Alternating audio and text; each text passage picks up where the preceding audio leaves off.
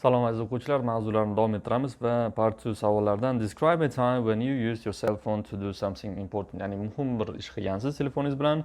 Mana shu haqida aytib bering deyapti. What happened, when it happened, how important your cell phone was and how you felt about the experience degan savol ekan. Mana shu savolga javob berib o'taman. Demak, qanday bo'lgan, nimalar bo'lgan, qanchalik muhim bo'lgan telefoningiz va qanday o'zingizni his qilgansiz mana shu haqida. Umuman olganda endi bu yerda telefon haqida gapirganimizda ko'proq aytishimiz mumkin. Misol uchun biror bir narsani, biror bir holatni tekshirish bo'lishi mumkin. Aytaylik, test natijasiga o'rgan bo'lishingiz mumkin internet orqali. Mana shular haqida shunga o'xshash narsani aytib beraman. Okay, so mavzuni gapirayotgan paytimda shuni orasiga ham aytaman. Okay, so I want to talk about the time when I used my cell phone to check for admission results to university. Now, this is happening back in 2007 when I applied to my bachelor's degree after finishing the school, and I took exam. I applied to university in Tashkent, and I took exam in Tashkent. At that time, the results were not published in the internet, but they were printed on the paper, and they would hang it on the wall outside the university. And there was a special board where they would place it, and then you could go there and check for your ID number and see whether you were accepted. I applied to that university, and one of my friends also took exam with me, and he was also going to check for his results. And he said that he was going to go to Tashkent, and I said, if you go, I wouldn't have to go there because I can get your cell phone and I can make a phone call and find out my result. So he said, okay, I'm going to do that for you. And then he went there. And then I made the phone call, and to my surprise and astonishment, and he said that I was accepted to university, and I was accepted on a scholarship base, and he was also accepted on a scholarship base. So he was really happy at the time, and I was like over the moon, and really happy and running around my house and telling the news to my parents, and it was a really great moment in my life. And because I have been preparing for this for 11 years, and this has been a great achievement, because if you're accepted on a scholarship base, you don't have to pay for your tuition, because the government is going to pay for that. And I was really happy, and I fulfilled the expectations of my parents. My dreams came true, and was one of the biggest moments in my life to be accepted to university. So my cell phone was really important. Back in that time, we didn't have cell phones. We didn't use much internet. I was just using this Nokia button cell phones, conventional cell phone. But it was really important.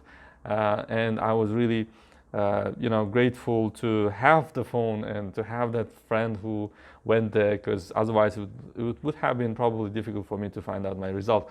So this was the time when I used my cell phone to do very important thing.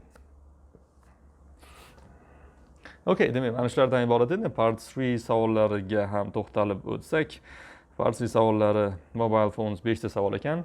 So, birinchi savolimiz, many people think mobile phones can be annoying at times. Can you give any examples of that? Yeah, as a teacher, I can give you many examples of the cases when your phone can annoy you. So, whenever I'm having a lesson, some people start calling me or texting me, and I get distracted, and this is really annoying because, and sometimes when I'm teaching students, they also start using their full cell phones, texting and checking their social media, and it actually annoys me. It also distracts them, so I try to avoid using cell phones, and I usually take away my students' cell phones during the lesson, and then I return them at the end of the lesson. So this is how we try to avoid this. Do you think there should be laws on the use of mobile phones? Definitely, yeah. Especially in education centers, at schools, universities, there should be restrictions, because whenever you're learning, you have to be 100% concentrated. So, and if you are distracted in the middle of the learning process, you have to start it all over again, because your retention has been disrupted, and you have to start over again to make sure that you understand all the things. So otherwise, I know I have seen many students who are physically present, but they are in their minds far away. So they might be like texting, they might be checking their social media. So So just physically present, but not really devoted to lesson, not really engaged to the lesson. So they don't have really commitment to the lesson. What is your attitude to people who speak on the phone in public? Well, yeah, I mean, I think it's acceptable to speak in public, but you shouldn't be talking in a loud voice. And I think if you talk in a loud voice and for a long time, it might be rude, it might be disrespect to people. I see it a lot when I'm riding in a taxi. People start talking and they can talk for half an hour, and they start discussing their personal issues. And this is actually shows that they don't have these ethical norms and they don't respect other people. So whenever you're in the public, make it short and don't increase your voice. So just try to talk in a low voice. That's how you should deal it. Do young and old people use phones in the same way?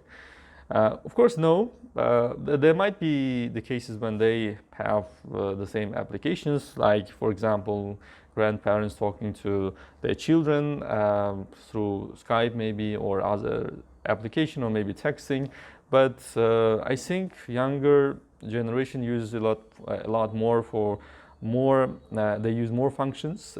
They have more social media accounts, and they also have other accounts, like maybe they also play games a lot, and this is something that old people don't do. Actually, I think they don't actually play games, and that young generation uses them a lot, and also they take pictures a lot, selfies and photos of others. But I don't think that old generation uses it as much as they do. Maybe but old generation usually might use it to find some information from the search engines, or maybe to keep in contact with their relatives or family members.